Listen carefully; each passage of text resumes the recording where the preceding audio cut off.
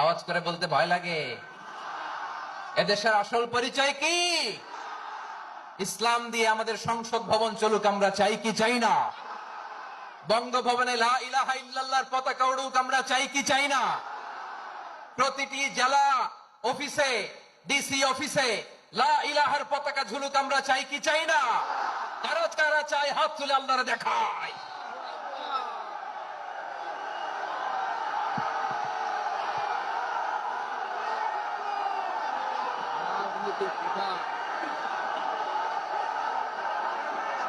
জাপানের দুইটা উদাহরণ দেই, খেয়াল করে একটু শুনেন, বুঝবেন।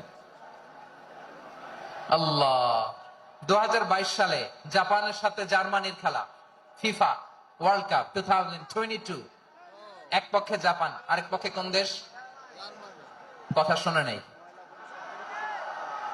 এক পক্ষে কোন দেশ, আরেক পক্ষে? সবাই এক পক্ষে, আরেক পক্ষে।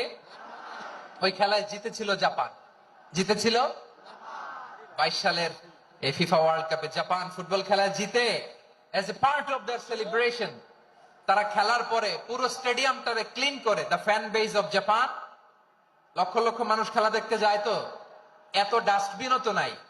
তো যারা ডাস্টবিনে জায়গা পায় নাই, তারা এই যে চকলেটের প্যাকেট, পানির বোতল, চিপসের প্যাকেট তারা এদিকে সেদিকে রেখে দিয়েছে।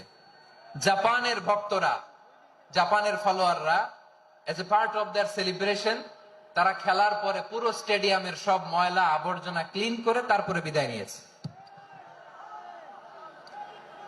তাদেরকে কি ক্লিন করার দায়িত্ব দেওয়া হয়েছিল?